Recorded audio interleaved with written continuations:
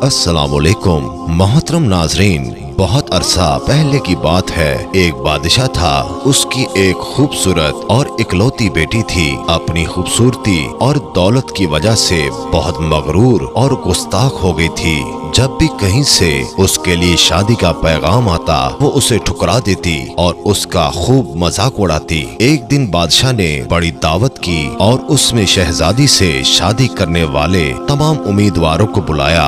सब लोग अपने अपने मर्तबे के हिसाब से कुर्सियों पर बैठ गए। शहजादी उस दावत में अपनी कनीजों के साथ बड़ी मगरूराना अंदाज में आई। वो जिस उम्मीदवार के पास से गुजरती उसको बड़ी हिकारत से देखती। जब एक शहजादे के पास पहुंची जो बहुत मोटा था, तो उसने अपनी कनीजों से हंसते हुए कहा, ये गोल टब है।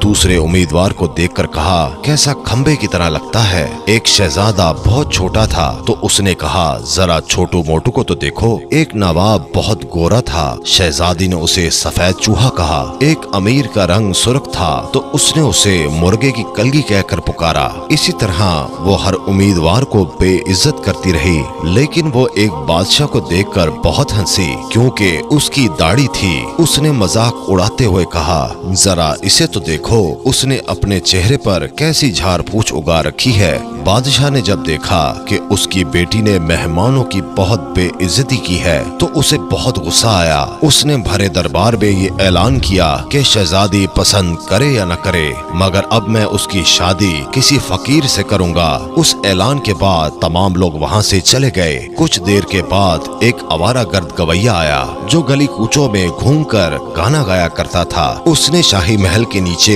खिड़की के करीब होकर गाना गाना शुरू कर दिया। बादशाह ने उसकी आवाज सुनी तो एक खादिम को हुक्म दिया कि उस फकीर को अंदर बुलाया जाए। वो खादिम फटे पुराने कपड़ों में फकीर को ले आया। उस फकीर गवैये ने बादशाह और शहजादी के सामने बहुत अच्छा गाना गाया और बादशाह से इनाम मांगा। बादशाह ने कहा, तुमने बहुत अच्छा गाना सुनाया है, मैं तुम्हें बहुत अच्छा इनाम दूंगा। मैं अपनी बेटी की शादी तुमसे करूंगा। जब शहजादी ने ये सुना तो वो बदहवास हो गई। वो बहुत रोई पीटी, मगर बादशाह ने उसकी एक ना सुनी। बादशाह ने उसे डांटते हुए कहा, मैंने मेहमानों के सामने कसम खाई थी कि तुम्हारी शादी किसी फकीर से करूंगा।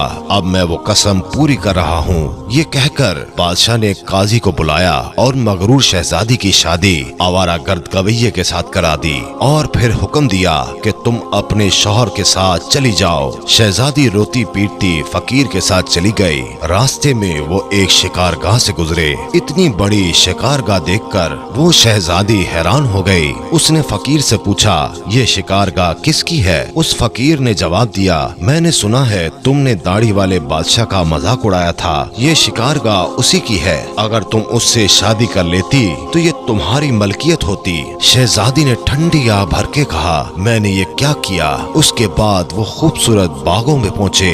उनको देखकर शहजादी ने फिर पूछा, ये किसके हैं? फकीर ने आहिस्ता से कहा, ये बाग भी उसी दाढ़ी वाले के हैं। शहजादी ने अफसोस भरे लहजे में कहा, मैं भी कितनी बदनसीब हूँ। फिर वो एक अजीमुल शान शहर में दाखिल हुए। इतना बड़ा और खूबसूरत शहर देखकर शहजादी हैरान रह गई। शहजादी ने पूछा, इस शहर का मालिक कौन है? फकीर ने उसे बताया, ये शहर उसी दाढ़ी वाले बादशाह का है। अगर तुम उससे शादी कर लेती तो ये सब कुछ तुम्हारा होता। शहजादी ने पछताते हुए कहा, मैंने बहुत बड़ी गलती कर दी, काश मैं उससे शादी कर लेती। फकीर शौहर ने नाराज होते हुए कहा, मुझे इससे कोई मतलब नहीं, मगर तुम मेरे होते हुए दूसरे मर्द की बातें क्यों कर रही हो? क्या मुझ में कोई कमी है? इस तरह की बातें करते हुए वो एक छोटी सी झोंपड़ी के करीब पहुँचे। पहुँचते ही शहजादी ने पूछा, कैसी बदनुमा और छोटी सी झोंपड़ी है, ये किसकी है? फकीर ने कहा, ये मेरा घर है और यही वो जगह है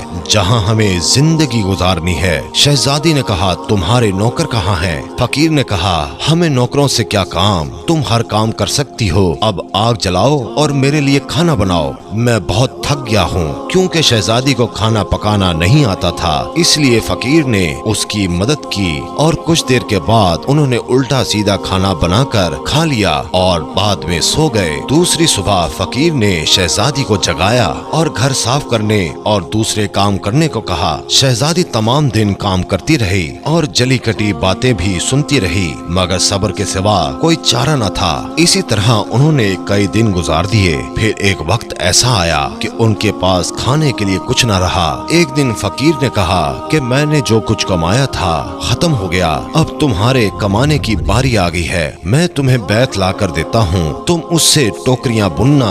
ये कहकर वो जंगल की तरफ चला गया और बैत काट कर ले आया। शहजादी ने टोकरियाँ बुनना शुरू कर दी। उसने पहले कभी ऐसा मेहनत का काम नहीं किया था, इसलिए उसकी उंगलियां जख्मी हो गईं और उससे खून बहने लगा।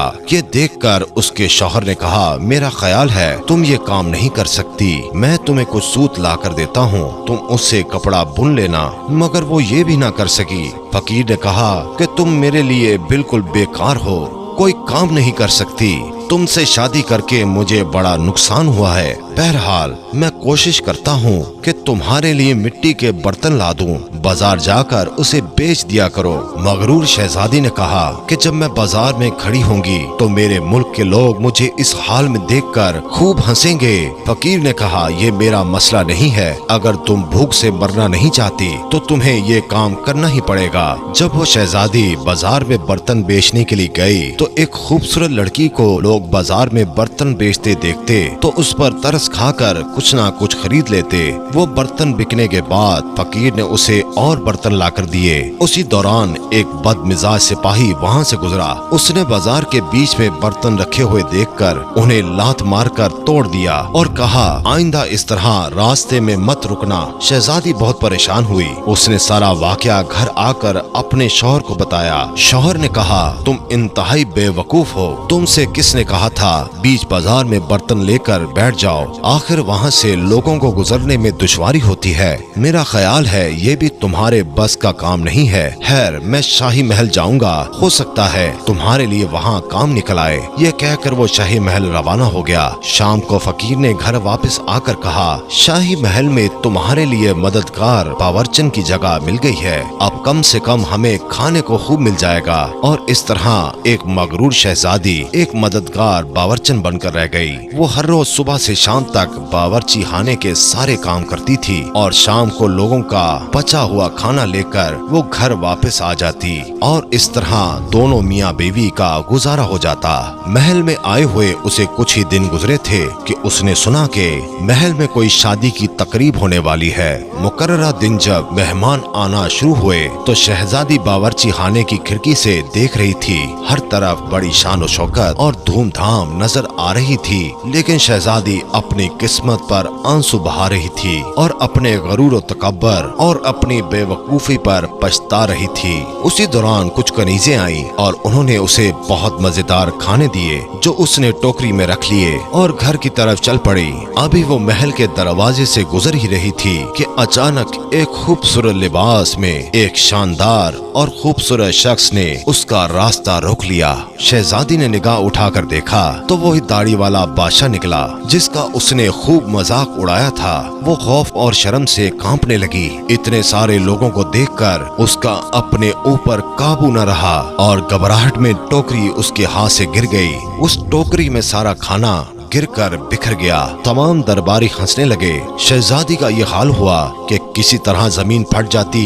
तो वो उसमें समा जाती। उसने झटके से अपना हाथ छुड़ाया और भागना चाहा कि बादशाह ने उसे लपक कर दोबारा पकड़ लिया और बड़ी नरमी से कहने लगा, डरो मत, तुमने मुझे नहीं पहचाना, मैं वही आवारा गर्द गवैया हूँ जो तुम्हारे साथ झोंपड़ी में रहता हूँ। मैं वही सिपाही हूँ जिसने तुम्हारे बर्तन तोड़े थे। ये सब कुछ मैंने इसलिए किया कि मैं तुम्हें पसंद करता था और तुमसे शादी करना चाहता था। अब तुम्हारे गरूर का इलाज हो चुका है और तुम्हें अच्छा सबक भी मिल गया है। पिछली बातों को भूल जाओ। देखो आज हमारी शादी की तैयारियां हो रही हैं। उसी वक्त कनीजें आईं और उसे अपने साथ ले गईं और शहजादी को दुल्हन का लिबास पहनाया। वो दोबारा हॉल में आई तो देखा कि उसके वालिदैन और उसके तमाम दरबारी भी वहाँ मौजूद हैं। सब लोगों ने उसे मुबारकबाद दी। अब शहजादी बिल्कुल बदल चुकी थी। उसका गरूर, अकड़ اور دوسروں سے نفرت ختم ہو چکی تھی۔ اس نے زندہ رہنے کا ڈھنگ سیکھ لیا تھا۔